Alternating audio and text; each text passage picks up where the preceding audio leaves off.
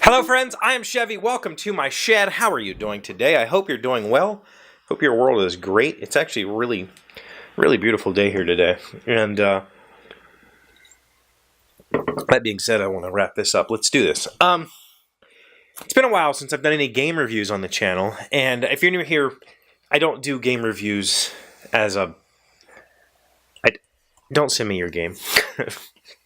I've done enough game reviews now that I get people sending me emails and Steam codes and stuff. Like, I'm sorry, I'm just not interested. If I'm interested, I'll buy it and I'll play it, as I did with today's game, which is Xenoblade Chronicles 2. Now, I talked about this game briefly like a month and a half ago, or beginning of December or something like that. After I had put about 30 hours into it, I gave a quick brief talk about it in which I said I didn't have extremely positive thoughts about the game. And spoiler alert, I still don't. But I loved the game. It's a really hard thing to put into perspective. If you don't know, Xenoblade 1 was on the Wii. I think there was a Xenoblade X or something, and another in the series. This is Xenoblade Chronicles 2, which I haven't played any previous version, and this is a true JRPG.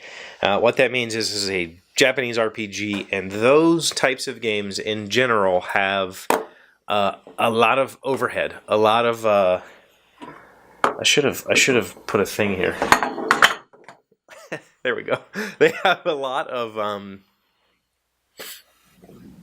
depth. We'll say depth. And if you're not into that kind of thing, this is not the game for you. And what I mean by that is there are so many mechanics in this game that it is very much like this massive spreadsheet that you're trying to balance between stats and abilities and pouch items and weapons and trying to build this team, and it's just this hugely complex system that if you dial it in, you can just go super powered on the game, which is part of the joy of playing a game like this, is just kind of like figuring out these combos of characters and abilities that make the game just explode for you, and then you just kind of walk your way through it. That being said, this game, I did finish it. I put a little over 120 hours into it, maybe even 130. I'm not sure. The Switch doesn't really keep super accurate track. The game does, and it says I have about 120 hours in. And I finished it. And I feel like I finished it a little too soon. I probably should have done a little bit more leveling of some of my blades, but I finished it. And overall, I would say of those 120 hours, there was probably a good... I mean, this is really hard to say. 40 of those hours were cutscenes. I mean, I don't know if that's 100% accurate, but there is so much dialogue-heavy cutscenes in this game. And it's heavily voiced, which is really impressive, like super duper impressive. And that's probably an overestimate. It's probably more like 25 hours. It's essentially like watching an entire anime series while you participate in the series. And that's how the game feels, both in how it plays as well as like the universe of it. The universe of the world is, or the world of the universe, I don't know. You're floating around on the backs of these colossal giant things, and you know, there's, I don't want to spoil anything because the end revelation of the game is kind of, it's neat. I like the way it wraps it up at the end. But you're floating around on the backs of these creatures that provide the world with energy in the form of like ether, I guess. There's names for all this stuff, but you'll get into that. And like an anime, it's just anything can happen. Like, you'll go from being this guy who can barely wield a sword to, like, you know, throwing massive storm clouds and lightning and all this other stuff just in a matter of minutes, back to being just a guy who can barely swing a sword. You know, it's just all this crazy over the top action stuff, which is really fun to watch and really fun to experience. And I can say that I obviously enjoyed the game enough to finish it. I was really into the story. I was really into the characters. I really fell in love with some of these characters. The weirdness of it I fell in love with. But it is a tedious game to play, and that is not going to be everybody's cup of tea. So I know I'm way late to the party reviewing this, but hopefully maybe this will help you decide on whether you want to buy the game or not. The combat system seems to be extremely polarizing. Some people love it, some people hate it. I am lukewarm on it. When the combat system is working, it's fabulous. And what I mean by that is the fights that matter, when you're fighting a boss or you're fighting, a higher level character, the combat system is just fun. Essentially, the characters automatically attack by themselves, and you just hit some buttons every now and then to perform your supers, or your arts, they call it. When you perform these arts, you can trigger combinations of arts based on elements and whatever.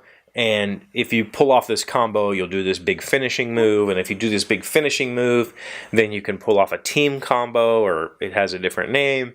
And that's an even bigger combo on top of all of that. And based on how many times you did the finishing moves, you might get additional team combo. The combat system is deep. Not only do you have this arts ability, these little abilities that you can do by your button presses, you can also switch between your different weapons, or blades they call them. And the blades are characters also, and they have element types. So you can switch element types on the fly to complete combos and do all this craziness, which is really fun, and it's really a cool combat system, except for grinding. When you're grinding, it's a really annoying combat system. It's like set the controller down and walk away annoying, because you're just like, I don't care. It's the grinding combat. If I'm level 50 and I'm grinding level 30 things for EXP, it shouldn't take me 5 minutes to beat at something. I should just be able to hit it like twice with a stick and it dies, and then I move on.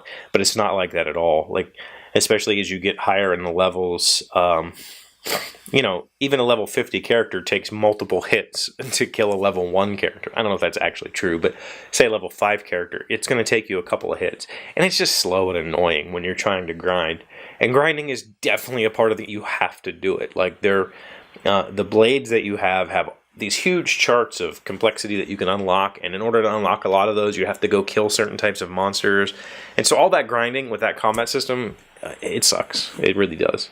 But when the combat matters, when you're in these half-hour-long battles, and they don't take that long, 10-minute-long battles or 15-minute-long battles, the combat system is just fun as hell. I really enjoyed it. Just wished it was something different for grinding. Like, let me grind with a scaled-down version of the combat system or something. Or just like auto crit if the character's level is 10 levels less than mine or something like that. Overall, though, I had a blast playing it, and I was really into it. But the cool part about it is, unlike Skyrim, I wasn't addicted to it. I really enjoyed the game, and I would sit down and play it and really enjoy my time playing it, but I never felt like, oh, I gotta go play. Whereas like playing something like Skyrim or Binding of Isaac, you get that addiction feel, that rush, like, oh, I gotta sit and play, I gotta play it, and like, I'll screw eating, I'll play the game. So I didn't have that feeling with this. It just felt kind of casual, and I enjoyed playing it. So maybe it's for you, maybe it's not, I don't know. I'm glad I spent money on it. So that's it for this one. Thank you for watching. Thank you for being here and being my friends and liking and commenting and subscribing and sharing this video with anybody you think would be interested. I'll see you tomorrow. Hey, Doc, wait! I want to ask you something. Today's random fact is from AdiosAdventureTravel.com. What country is Machu Picchu located? The ruins of Machu Picchu are located on the continent of South America in the country of Peru. The ancient Inca city is positioned in the Andes Mountains on a saddle between the mountains of Machu Picchu and Huayna Picchu? Yeah, at 8,040 feet above sea level.